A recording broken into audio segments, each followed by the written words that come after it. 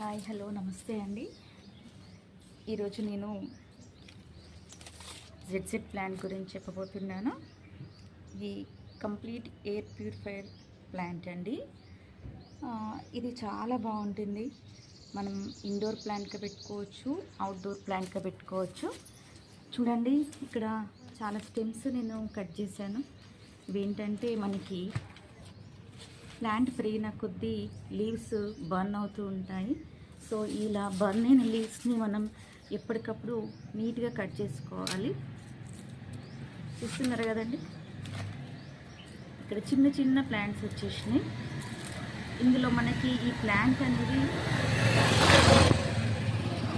చక్కగా దీనికి మన స్టెమ్ పక్క నుంచే వస్తూ ఉంటాయి. ఇలా ఒకదానికొకటి అతుక్కున్నట్టుగా వస్తూ ఉంటాయి. సో మనకి చాలా నెంబర్ ఆఫ్ ప్లాంట్స్ వచ్చే అవకాశం ఉంటుంది ఈ ప్లాంట్ వల్ల. కాబట్టి మనం ఇండోర్లో పెట్టుకోవడానికి, అవుట్డోర్లో పెట్టుకోవడానికి చాలా మనకి చిన్న చిన్న ప్లాంట్స్ మనకి అందుబాటులో ఉంటాయి ఈ ప్లాంట్ వల్ల. ఈ ఎయిర్ ప్యూరిఫైయర్ ప్లాంట్ మరి ఇండోర్లో ఎందుకు పెట్టుకోవాలి అంటే, మన డోర్కి ముందు నుంచి వచ్చే కలుషితమైన గాలి ద్వారా మనకి ఎలాంటి డిసీజెస్ రాకుండా ఇంట్లోకి అలాంటి ఎయిర్ వచ్చినప్పుడు దాన్ని ప్యూరిఫై చేయడానికి మనం ఈ ప్లాంట్ పెట్టుకోవడం జరుగుతుంది ఇండోర్లో.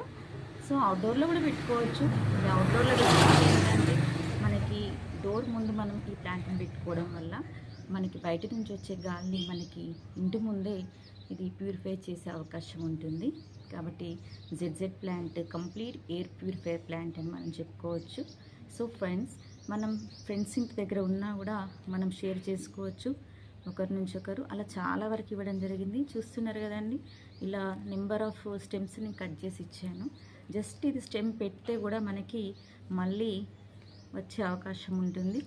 సో ఇలా పెట్టి చూపించిన పార్ట్స్ కూడా నేను రీసెంట్గా ఫ్రెండ్స్కి ఇవ్వడం జరిగింది. మళ్ళీ నెక్స్ట్ వీడియోలో చూపిస్తానండి.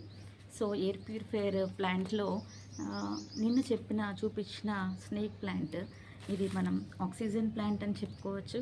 మనం డైనింగ్ టేబుల్ మీద కానీ, బెడ్రూమ్లో కానీ, విండో పైన కానీ, హాల్లో కానీ ఈ ఆక్సిజన్ ప్లాంట్ అంటే ఈ స్నేక్ ప్లాంట్ని పెట్టుకోవడం వల్ల మనకి ఎయిర్ అనేది ప్యూరిఫై అవుతుంది.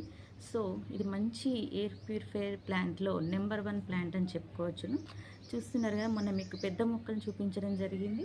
చూడండి, ఇక్కడనే ఉంది పెద్దది. మరి దాని నుంచి నేను వేరు చేసేసి ఈ చిన్న పాట్లో పెట్టడం జరిగింది. సో ఇది కూడా మనకి మంచి